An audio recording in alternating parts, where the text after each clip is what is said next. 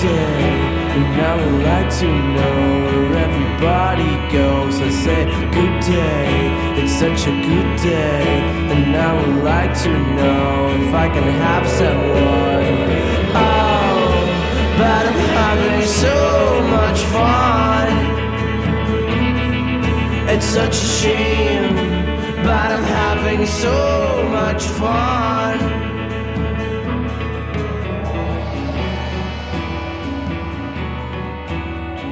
Good day, it's such a good day, and I would like to know if my future glows. Los antropólogos de la Universidad de Duke en Estados Unidos estiman que el hombre de Neandertal, que habitó la Tierra hace más de 400.000 años, poseía el don de la palabra. Esta novedad podría contestar una pregunta que hasta hoy no tenía respuesta. Para encontrar esta respuesta, habrá que retroceder hasta una lejana tribu de Neandertal. Una noche en especial, los hombres y mujeres están alrededor del fuego, buscan calor y celebran el fin de otra jornada de caza. A la mañana de ese mismo día, los hombres partían de caza en busca de alimentos. Las mujeres cuidaban a sus hijos. Ahora que ya el sol se fue, es tiempo de descanso y contar las experiencias del día. Cada hombre dice cómo atrapó a la pieza que perseguía. No saben mentir. Pero para uno de los hombres, la caza había sido un fracaso. Cuando llega su turno, no tiene proezas para contar. Entonces decide inventarlas. Miente una cacería imposible. Lo hace con tanta perfección que transforma una mentira en una bella y apasionante historia. Todos piden que la repita una y otra vez. Aquella noche, y sin saberlo, ese anónimo hombre de Neandertal acababa de inventar la narración.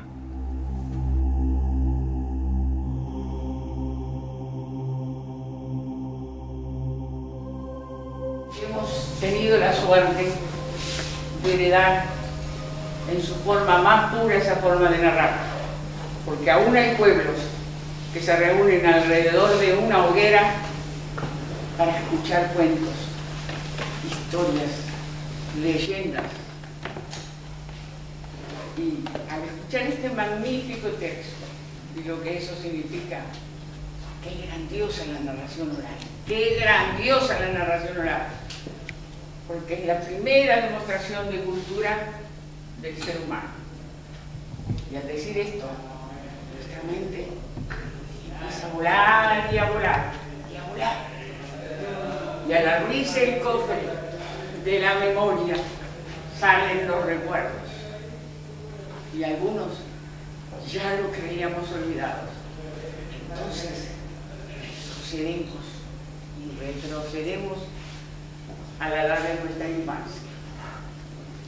Y con total nitidez vemos a nuestra madre cuando nos llevaba a la chacra de su tío César.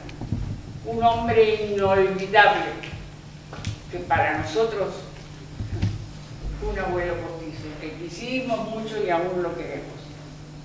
Y así, todas las tardes, después de llegar, que venía de trotecito, calmado, de sus trabajos rurales que son muy penosos, él desencillaba su caballo y nosotros lo mirábamos desde la cocina. Una cocina que tenía un hermosísimo fogón a leña. Para nosotros era enorme, quizá no era tanto, pero cuando él entraba a la cocina, sus brazos venían cargados de leña. Y él ponía y ponía más leña ahí. Y nos dejaba la puertita abierta, porque nosotros escuchábamos el crepitar de ese fuego y veíamos también las lenguas de diferentes colores. Él luego de tomar su sillón poner un peleo, traía 3 banquitos y los ponía en semicírculo, porque nosotros éramos su público. Y ahí comenzaba a armar su trabajo lentamente. Y nos miraban muy, pero muy serios, porque él era un hombre muy serio. Y nosotros, calladas, quietas, porque esperábamos la palabra mágica de cuando él empezara sus historias. Y eso, todos los días, era como un ritual. Que sabíamos que al llegar el crepúsculo, ahí comenzaban las palabras mágicas. Casi siempre el tema era una luz mala que se le apareció allá en el campo y que corrió y se escondió. Un jinete totalmente desconocido que lo siguió y lo siguió por el sendero entre el monte. O alguna aparición. Cuando se hablaba de apariciones, la tía Isabel lo tocaba en el hombro y decía, eso no es para niñas. Y mientras esto sucedía, nuestros banquitos iban cada vez más y más adelante, hasta quedar casi contra las piernas del tío. ¿Por qué? Porque un poco teníamos miedo. Y otro poco, u otro mucho, porque queríamos que esas historias jamás terminaran. Porque nosotros sabíamos muchas historias, pero era la Caperucita Roja, los 3 cerditos y la Blancanieves, pero estas no, porque estas tenían misterio y a nosotros fascinaban. Y mucho más cuando el misterio iba increyendo y aparecían los fantasmas. Pero él nos decía, si ustedes están calladas y quietas, los fantasmas no las ven. Nosotros quedábamos contentísimos. Tal vez si alguna vez sobrevuela por casualidad algo blanco sobre la cama de ustedes, calladas y se tapan la cabeza. Nosotros no hacíamos, pero a esa altura ya los ojos estaban así, porque claro, éramos muy chicas. Pero otras veces nos decían, a veces les golpean la ventana, pero ustedes no abran, nunca abran, y mucho menos pregunten quién es, porque ahí sí no sé lo que pueda pasar. Otras veces decían, niñas, vengan acá. Levantaba la ventana, la cortina de la ventana y nos decían, miren el monte, que sí se veía de ahí. Allí en el medio hay una luz. Hay una luz que está recorriendo todo el monte. Nosotros corríamos las 3 y decía, y creo que es una luz mala. Cuando decía que era una luz mala, las caras de nosotros estaban contra el vidrio. Pero les puedo asegurar que las 3 veíamos luces de diferentes tamaños y diferentes colores. Fue una época inolvidable. Entonces, con el tiempo, con este tiempo que ha pasado, y reflexionamos, cuando se traen los recuerdos con los ojos del alma, los recuerdos quedan acá. Y yo lo veo cuando viene del campo, sereno, pensando, porque creo que él en ese momento iba hilando una y otra frase más y algún misterio entreverado. Para cuando llegaba a la casa, el cuento estaba redondito. Él fue un narrador sin saber que lo era, pero creo que fue un gran narrador. Porque para mantener 3 niñas pequeñas, todos los días, escuchando esos cuentos. Solo un narrador tiene ese privilegio. Y las cosas no pasan por casualidad. Creo que él fue el disparador de que yo tuviera por vocación la narración. Y eso jamás lo voy a olvidar.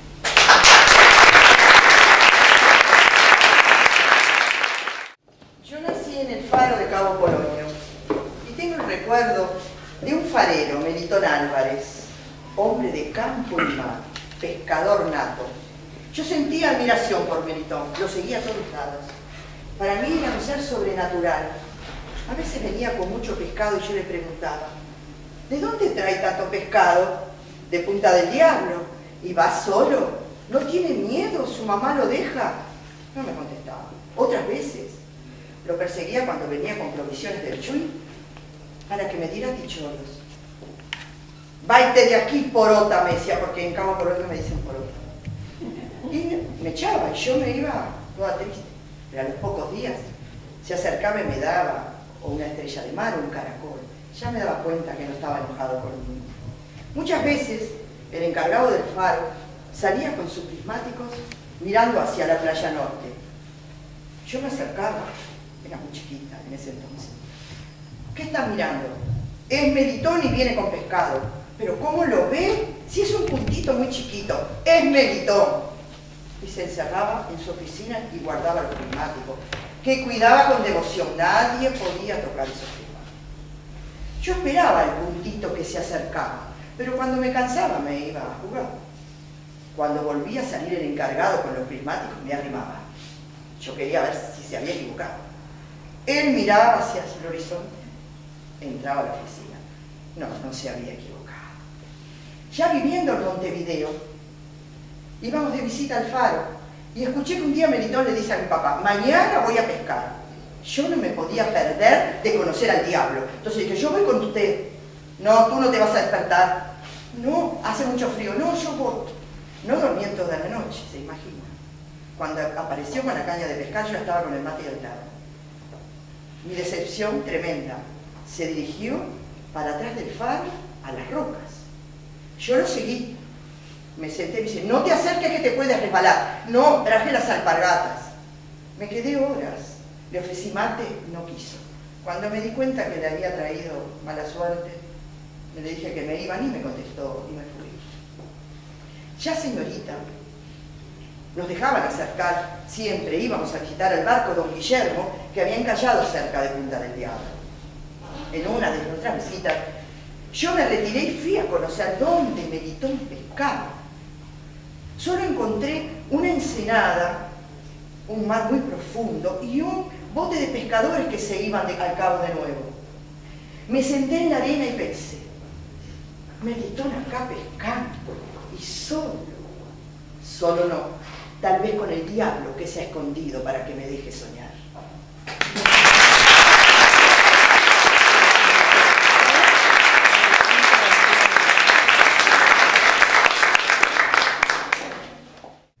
Tal como le pusimos al encuentro de hoy, esta noche es noche de recuerdos.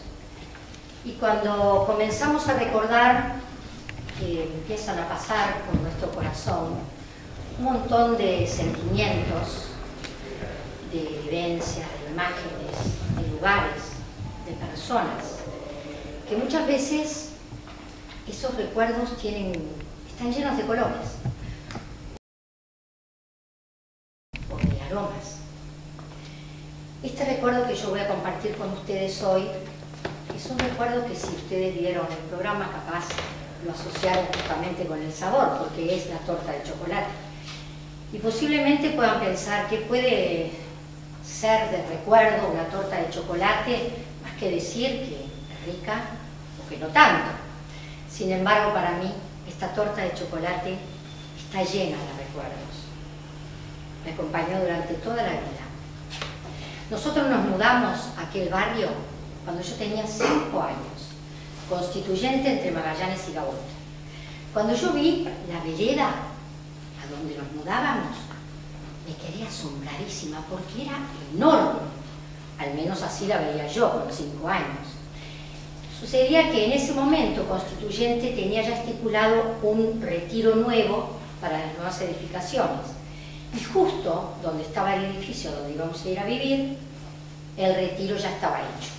Entonces había ahí como un rectángulo enorme, flanqueado por las paredes de las casas que todavía no tenían retiro, y en las dos esquinas de ese rectángulo había un edificio de apartamentos. En el de la derecha, en el primer piso y al frente, nos mudamos mi madre, mi abuela y yo. Y en el de la izquierda, también en un primer piso, pero al fondo vivía Patricia, mi mejor amiga. Esa vereda enorme era para nosotros, los gurises del barrio, el lugar de encuentro. Allí nos encontrábamos todos los días y pasábamos horas jugando. Íbamos Patricia y yo, por supuesto. Mariana, que en aquel entonces era la hermana menor de Patricia, cuando la dejábamos, porque muchas veces le decíamos que no podía venir con los grandes. Lo increíble es que Mariana fue mi primera alumna. A Mariana yo le enseñé a sumar y a restar cuando ella tenía 4 años y yo 9. Claro, sumar y restar números de una cifra. Y también le enseñé la hora. Me acuerdo el día que llegó a la casa toda orgullosa y le dijo a su papá: sé la hora. No me digas. A ver, ¿qué hora es? Le dijo señalando aquel reloj de pared que tenía en la Patricia divino con el péndulo. Y Mariana dijo la hora. Y el padre quedó asombradísimo. También estaban Gabriela, su hermano Andrés, mi otra gran amiga Laurita.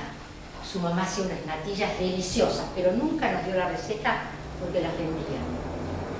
Edgardo, el galán del barrio, del cual todas estábamos enamoradas.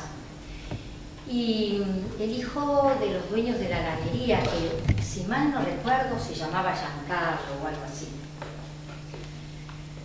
Patricia y yo íbamos a escuelas diferentes. Yo iba a un colegio privado y ella iba a escuela pública.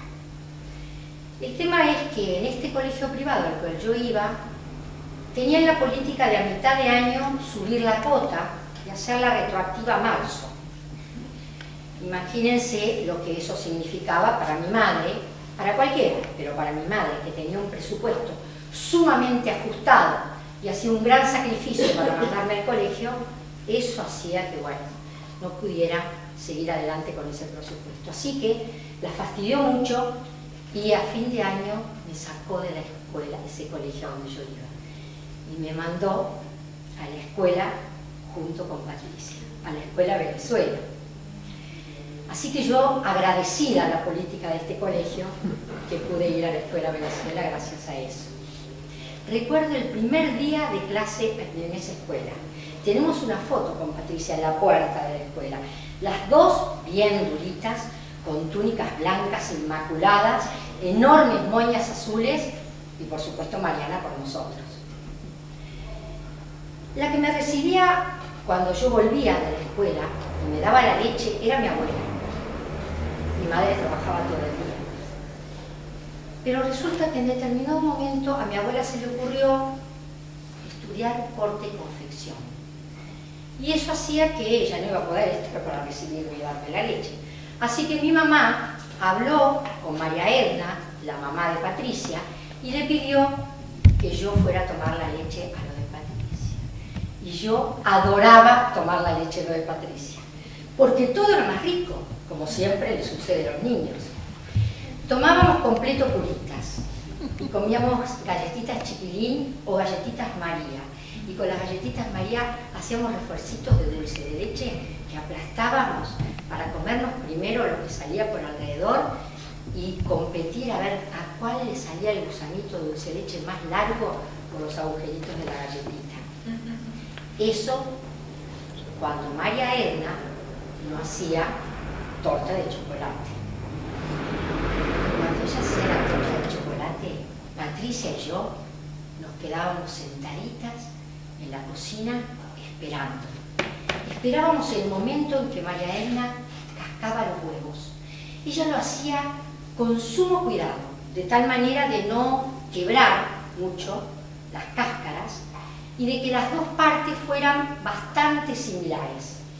Entonces nos las daba, y Patricia y yo, también con sumo cuidado, las lavábamos. Las dejábamos secar, les hacíamos carita, ojo, boca, pelo, y con eso jugábamos a las familias mientras se hacía la torta. Nos encantaba jugar a las familias con Patricia. Jugábamos, por ejemplo, a la familia Frasco. Habíamos recolectado millones de frascos de todos los colores, tamaños y formas, y con eso jugábamos a la familia. O a la familia Lápiz, también con lápices de todos los tamaños, colores y formas. Hasta la familia Lana, con gorros de lana que tenían pompón. El pompón hacia las veces de la cabeza y el gorro en el cuerpo. Teníamos muchísima imaginación y creatividad. Algo debe haber quedado, porque Patricia hoy es bailarina y yo, además de docente, me dedico a narrar. Así que esa torta de chocolate me acompañó toda la vida. Cuando yo me fui del barrio con 11 años, me llevé en el corazón un montón de vivencias y de recuerdos, y en una hojita de cuaderno, escrita con la letra que yo tenía en aquel momento, la receta de la torta de chocolate. La hice por primera vez para el aniversario de unos amigos que cumplían un mes de novios. Ustedes podrán pensar, un mes de novios, pero lo que pasa es que un mes de novios, cuando tenés 13 y 14 años, es todo un acontecimiento. Después la seguí haciendo para cada uno de los aniversarios de ellos, que fueron muchos, para mis cumpleaños, para el cumpleaños de mis hijos, y para cada reunión en la que nos reuníamos y me decían, ¿y yo qué llevo? Y llevar la torta de chocolate. Miles de otras recetas de torta de chocolate vinieron a mí. Ninguna como la de María Edna. Porque además, cuando yo comienzo a hacerla y mezclo los ingredientes secos, agrego los huevos y la leche, y empiezo a hacer la masa, mi mente se va. Y se va a aquella enorme vereda donde estábamos todos jugando y donde la palabra responsabilidad no estaba en nuestro diccionario. Cuando jugar en la vereda no era peligroso y cuando lo más importante de la vida era terminar los deberes rápido para irme con Patricia a jugar a la familia Frasco.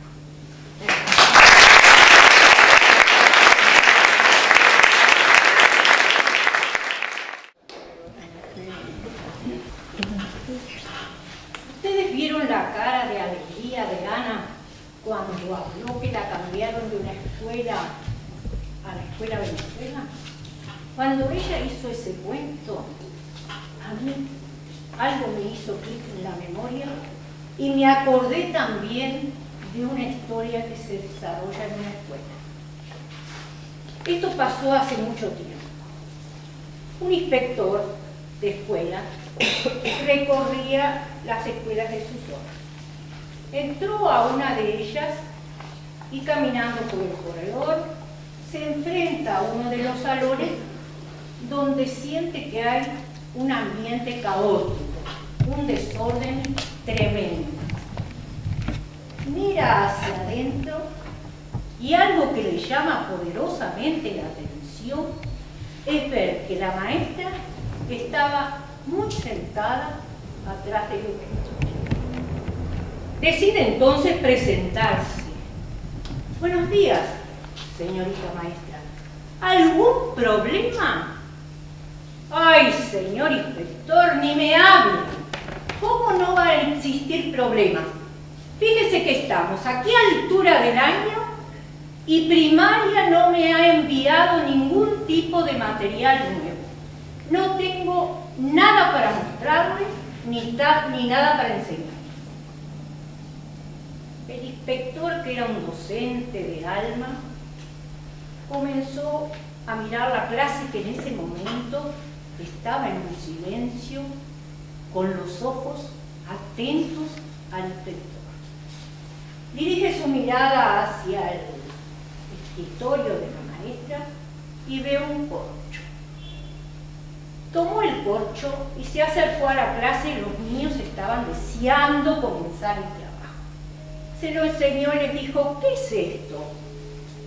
Todos inmediatamente quisieron trabajar un corcho. Muy bien, pero a ver, ¿ustedes saben de dónde sale el corcho? Y lo pone una máquina, lo sacan de una botella, del alcornoque, del árbol, de un árbol, de la madera. Ah, de la madera. ¿Y qué otras cosas podemos hacer con madera? La clase trabajaba maravillosamente. Empezaron a nombrar todos los objetos que se pueden hacer con la madera. Qué puertas, qué ventanas, qué esto. Hasta que alguien dijo, un barco. Ah, muy bien. ¿Y quién se anima a pasar al pizarrón y dibujar un barco? Uno de los niños, muy entusiasmado, levanta su mano. A ver, tú puedes pasar. Y dibujó un barco en el pizarrón. Bueno, ahora para la siguiente tarea, les dice el inspector, yo los voy a ayudar, porque realmente pienso que de pronto les puede costar un poco. Entonces comenzó y les dijo, voy a dibujar en el pizarrón el contorno de nuestro país. Ustedes me van siguiendo y dibujó todo el contorno del Uruguay. Vamos a ver, les dijo, de norte a sur, el río Uruguay, el río de la Plata, luego tenemos sobre acá una hermosa laguna. Y todos los niños intervenían y contestaban. Y de pronto les dijo, bueno, pero a mí me gustaría ahora que ese barquito que está dibujado en este lugar, vamos a colocarlo en el puerto más cercano. Uno de los niños pasó y colocó el barco en Montevideo. Bravo, dijo el inspector. Pero ahora vamos a ver en qué puerto está colocado. En el puerto de Montevideo. Muy bien. Y ahí empezaron una clase en la cual el inspector no solamente trabajó en geografía, en historia, luego nombraron poetas, literatos, todos los que habían vivido o nacido en el Uruguay y sobre todo en el departamento de Montevideo. La maestra estaba asombrada. El director entonces, el inspector, decide retirarse en ese momento y le dice, maestra, ahora continúa usted con la clase, los niños han trabajado con un interés maravilloso. Ay, señor inspector, usted ya se va. Usted no sabe todo lo que yo he aprendido hoy con usted. Y le tengo que decir muchas gracias. El inspector se retiró, se fue, pasó el tiempo. Pero él había quedado con aquella idea de esa escuela y de esa maestra. Decide entonces volver a la escuela. Y en cuanto entra, lo primero que oye es también el desorden, el ambiente caótico que existía, los niños levantados, moviéndose por el salón. Señorita, ¿qué pasó? ¿Usted se acuerda de mí? Ay, sí, ¿cómo me puedo olvidar de usted con todo lo que yo aprendí el día que usted me enseñó y que estuvo acá? Pero ¿sabe una cosa, señor inspector? Yo me pregunto, ¿dónde usted puso el corcho? Porque realmente no lo encuentro.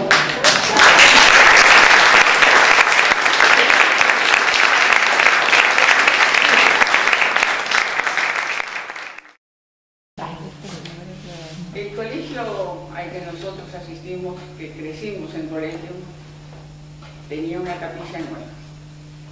Y todos los exalumnos ayudamos a levantar esa capilla. Así que las monjas nos invitaron para una misa fantástica que iba a haber y después un almuerzo. Bueno, nuestra generación de inmediato se puso a comunicarnos unos con los otros y resolvimos ir. Ya todos teníamos hijos. Así que vamos a llevar a los niños para que mientras nosotros nos ponemos al día, ellos jueguen en ese patio donde nosotros jugamos por 6 años. Y así fue. En ese momento mi hijo, que tenía 4 años, estaba con un fervor religioso que asustaba. Porque iglesia que pasaba había que entrar y explicar todo, absolutamente todo. Que no sé de dónde lo había sacado. Cuando le comenté que por primera vez iba a hacer una celebración de misa, quedó encantado. Aquello fue muy emocionante, estaba deseando que llegara el día. Y llegó el día. Y así fuimos. Llegamos tarde, porque la verdad que llegamos tarde. La misa había comenzado, yo me arrodillé en los bancos de atrás para no molestar a nadie, él se paró arriba del asiento, las monjas nos miraron con el ceño fruncido como diciendo, es un pecado, llegaron tarde a la misa, pero igual nos toleraron. El padre estaba de espaldas, con su ceremonia en latín del Paternoster y todo eso que nosotros contestábamos acá. Pero con un fervor diciendo esa misa que también él nos había conocido desde siempre. Pero sobre su sotana tenía la casulla blanca que tiene puntilla en el ruedo y puntilla en la mano. Mi hijo estaba asombrado mirando eso. De pronto el sacerdote hizo así, inclinó su cabeza que casi recostó en el altar y se dio vuelta. Y ahí, cuando se dio vuelta, mi hijo me dijo así, porque flexionó las rodillas y me dijo, mamita, ¿qué me hiciste? Nunca me dijiste que la Virgen María usaba lentes. ¿Por qué no me avisaste que la Virgen María usaba lentes? Como si aquello hubiese sido algo fenomenal. Me quedé muda, no supe qué decir. Imaginen las monjas mirando.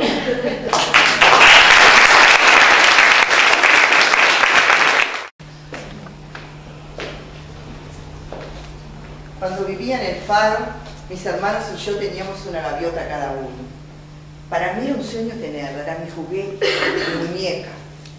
Papá les puso un anillito para reconocerlas. Las llamábamos y cada venía comían de nuestra mano y yo aprovechaba para acariciarlas. Un día la mía vino toda embarrada.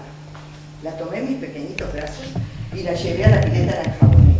Cuando le conté a mamá me dijo, se va a enfermar, no se puede bañar.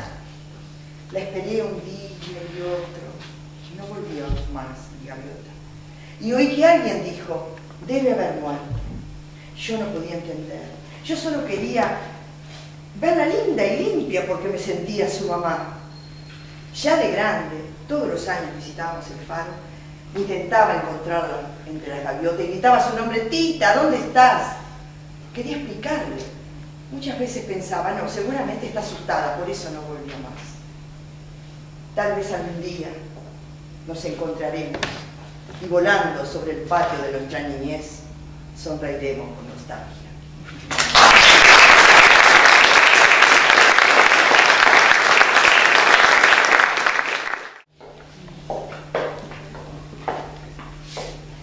Bueno, hoy yo les hablaba de los recuerdos,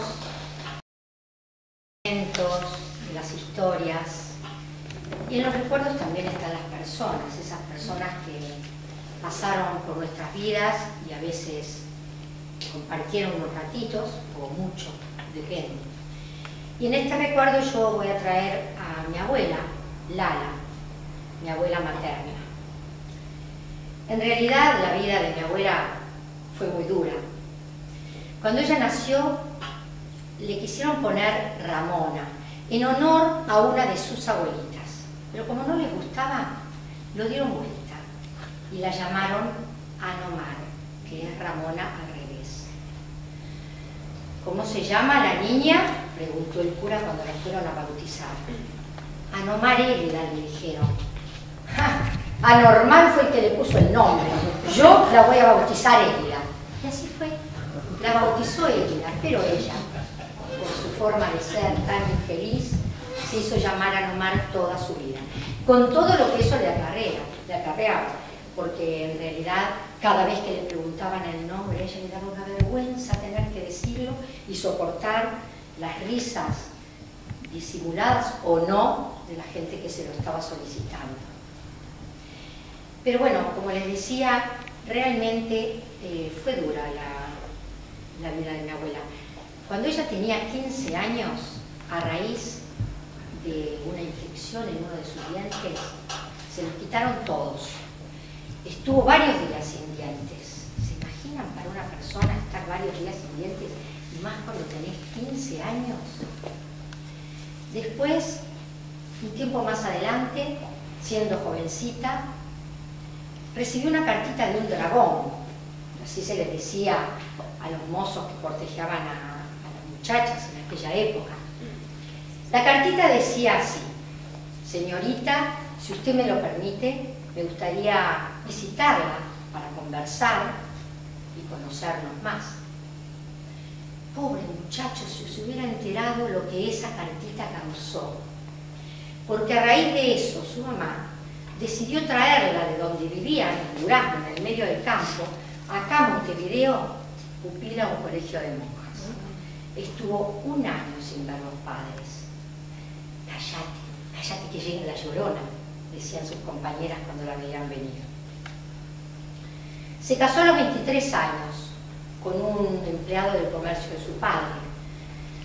No sé si mi abuelo se enamoró de ella o se deslumbró, porque era la hija del patrón, y en aquella época eso tenía su valor. Supongo que la quiso mucho.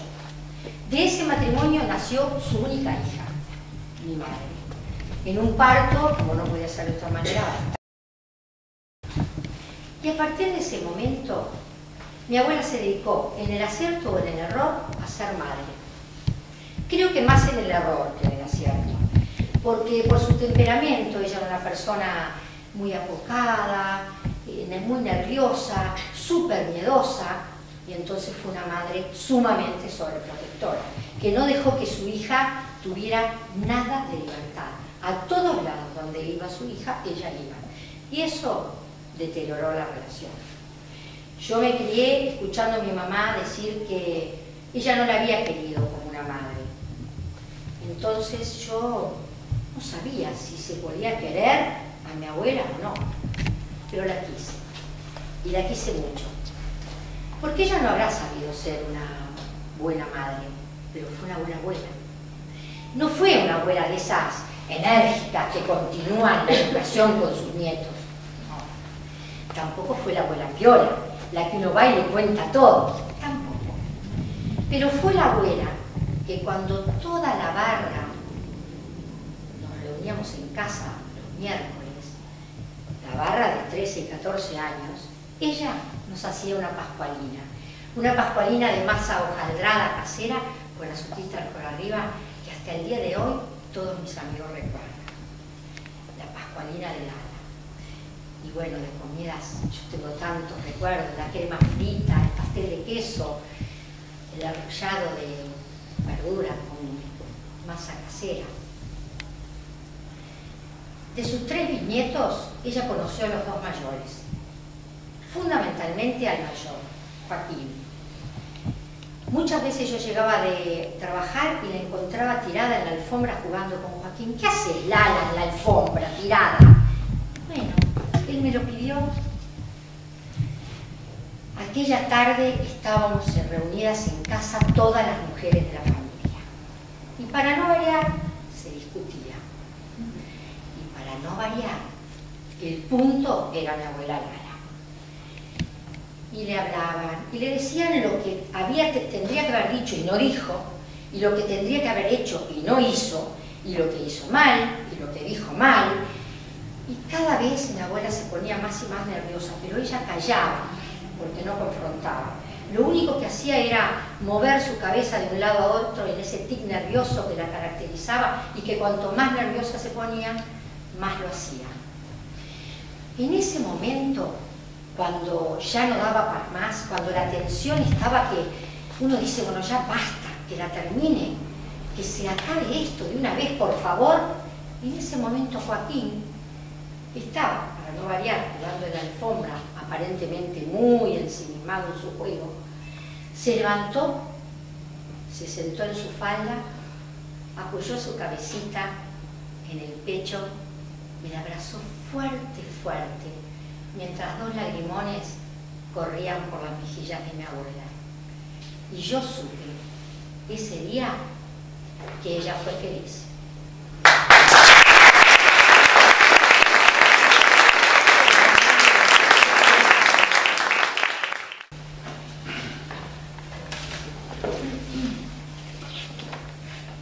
Bueno, como ustedes han visto, ha sido una noche de recuerdos. Y el recuerdo mío de esta noche, que voy a contarles, es algo que yo le he puesto de nombre ¡qué papelón! Yo supongo que a ustedes alguna vez les habrá pasado o habrán oído a algún amigo que dice, ay, no se imaginan el papelón que pasé, o a quejarse a alguien del papelón. Les cuento. Como ustedes saben, no, se habrán dado cuenta, soy maestra. Y en el año que yo estudiaba, en el Instituto Normal, en ese plan, cuando se llegaba a quinto año, comenzaba la práctica en las escuelas. Teníamos que elegir la escuela que nos quedaba más cercana, la más cerca, y yo elegí una escuela preciosísima. Una escuela con unas maestras maravillosas. La directora, ni les cuento, con una personalidad, con un manejo de la disciplina de la escuela, algo estupendo. Pero ella era un poco bajita, y les voy a contar. A la hora del recreo, ustedes piensen en una escuela con 300 alumnos, en una escuela céntrica con un lugar para el recreo bastante reducido para la cantidad de niños. A la hora del recreo, ustedes no se imaginan lo que era aquello de correr, pelear, saltar. Nosotros, que éramos 40 practicantes, nos arrimábamos a las paredes, pues teníamos miedo de que nos tiraran. Pero la directora se mantenía en el centro del patio y nadie la movía. Y allí merendaba. Había llevado o llevaba todos los días un termito que colocaba debajo de su brazo y en el otro llevaba una merienda que también traía de su casa. Después de mucho tiempo, nosotros nos llegamos a enterar que en ese termito su mamá le mandaba café con leche y que en la otra mano el refuerzo también venía de su casa preparado su mamá. En ese momento éramos todos muy jóvenes y muy malignos. Y entonces le pusimos de sobrenombre Pochita. Y siempre que la nombrábamos hasta hoy, cuando nos referimos a ella, pero muy cariñosamente, la continuamos nombrando Pochita. Pero Pochita, terminado el recreo aquel del desorden, y ella se mantenía en el patio serenísima, se retiraba con nosotros a lo que nosotros llamábamos era la práctica. Es decir, nos iba a enseñar cómo trabajar con los niños en la escuela. Todos los 40 nos íbamos a un salón, cada uno con su cuaderno. Pochita se sentaba atrás del escritorio y empezaba la clase. Plan número 15. El cuerpo humano. Materiales, objetivos, desarrollo. Y así continuábamos, Continuábamos todos los años con distintos temas. Un día dice Pochita, bueno, hoy, miren, tengo una idea. La semana que viene vamos a hacer la observación de un monumento. Y va a ser el monumento a la carreta, que nos queda lejos, no nos queda lejos, en el Parque de los Aliados. Y se levantó, que estaba sentada detrás del escritorio, empezó a mirarnos y dijo, tú, Ríos, soy yo. En ese momento temblé, los nervios fueron espantosos. Ay, pensé, como sabía que a Pochita le encantaba todo el material que uno utilizaba en las lecciones, enseguida comencé a pensar, necesito un proyector, diapositivas, láminas. Pero no pasó eso, porque inmediatamente nos dijo, nos vamos a desplazar con el 5º año, que va a ser la clase con la cual van a trabajar, vamos a ir todos en ómnibus hasta enfrente al monumento. Ay, dije yo, tengo que empezar a planificar inmediatamente. Ese mismo día, con una compañera del alma, nos fuimos hasta el Parque de los Aliados. Estuvimos 2 horas sentados frente al monumento.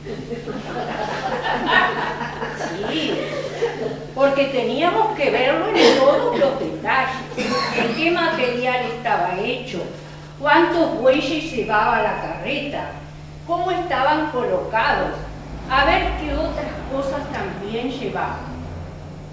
Pero no satisfechos con eso, todavía dijimos, ¿y qué te parece si vamos hasta la casa del escultor? Y fuimos al taller del maravilloso José Bellón, que nos atendió un encanto.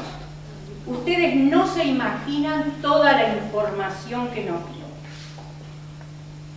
Querido José Bellón, llegó el día de la gran clase.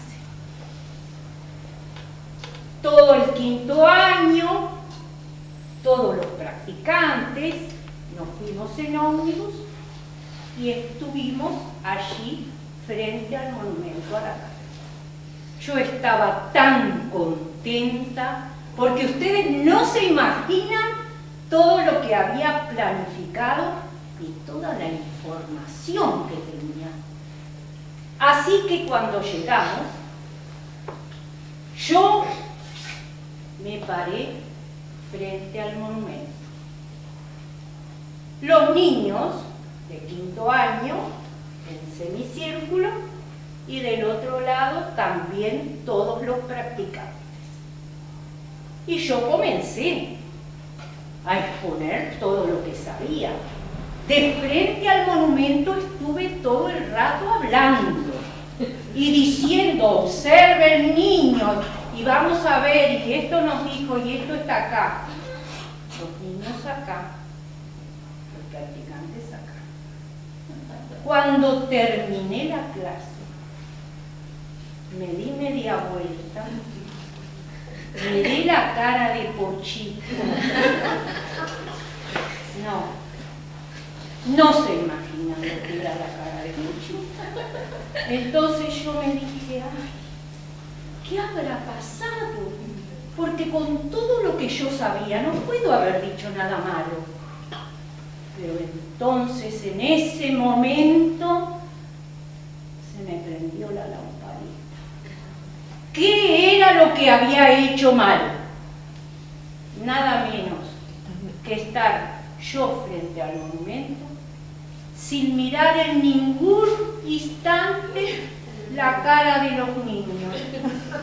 Pobrecitos, ellos estuvieron escuchando y yo dando todos los conocimientos, pero solamente para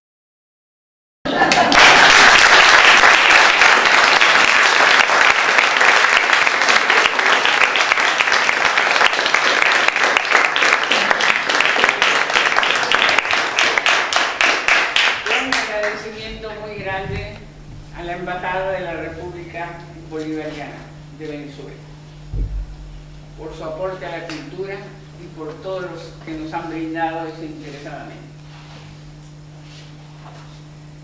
A ustedes, ¿qué decirles?